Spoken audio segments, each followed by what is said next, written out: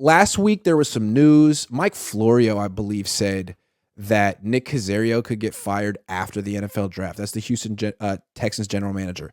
Strange report, the idea that you would fire someone, you would let someone pick all your players and tell them you're going to fire him afterward and then actually fire him. But that was the report. And then Mike Silver came out and said, hey, if that happens, I've heard that Adam Peters is going to go to Houston and replace him, which made me feel like the whole thing had so much credibility and credence. And then Nick Caserio came out and was like, this is dumb and I'm not getting fired.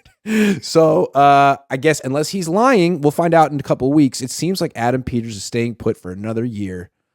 Is that how you read the situation? And it seems like that's probably pretty good news.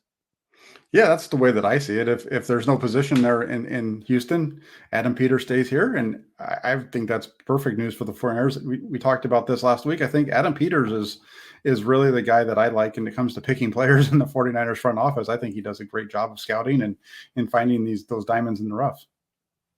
Yeah, I mean, we don't really know how it goes, but I think all of our assumption is that John Lynch is sort of like the Carmen policy of the organization, where he explains things, he talks things, he's a great voice and a great face, but we don't really know how many decisions he's really making. And then when it comes to the drafting, I think we assume that Kyle Shanahan is probably in charge of the early picks on days 1 and 2. And I think the reason everyone has such high estimation of Adam Peters is because we assume he's in charge of the day 3 picks, which have been better than they should have been. I mean, really, really good. We don't know, but that's, I think, the guess. Yeah, that's the guess. All the good picks are Adam Peters. All the bad picks are somebody else. Yeah, absolutely. Mike McGlinchey, Solomon Thomas, that's all Kyle with John Lynch sprinkled on, and then Adam Peters gets to save the day on day 3. Absolutely, yes. I think that's the way that it works. Yeah. So I guess he's staying put. I do think eventually they'll probably find a way to make him the general manager. Because isn't it in baseball, like usually there's a general manager and a vice president? Like Farhan Zaidi isn't the general manager of the Giants. He's like the executive vice president, something or other. Isn't it? I mean, they can give him what he wants, can't they? They totally could especially if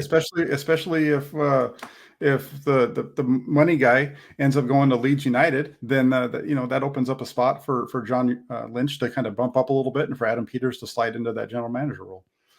Yeah. Speaking of the Giants, really quick, you mentioned it. You talk about a crappy baseball team. They are awful and boring. Farhan has turned them into a very bad team. That they're like the A's. I mean, they're just boring. I mean, there's no prospects to get excited about. They don't play an exciting brand of baseball. They're just bad. They don't spend money. That's the other piece. They don't spend money on guys that could make them better. They just keep pinching money. It's the craziest thing because you know that they're making a ton of money, the Giants, and they just aren't spending it. So sorry, we took a little detour. It's weird to see the San Diego Padres make the Giants look like a minor league operation, but that's what's happening. Absolutely. Monteture says slow phasing out of Debo. Ayuk is a perfect fit. I feel like the Giants, I feel like the Niners made their choice at wide receiver, and there's no going back. Like they can't. It's hard to get out of this Debo contract. It'll come with a lot of dead cap, right? Yeah, it will. And I don't see it this way. I think it's the other direction. That I agree with you that they chose the receiver that they want for the long term, and it's going to be Debo Samuel. Also, Monsa, Debo and Kyle are friends. Don't believe me? Ask either one. Brandon hasn't reached that level of relationship with Kyle yet, and I think they're going to hold that against him because it's a family. It's not just a football team.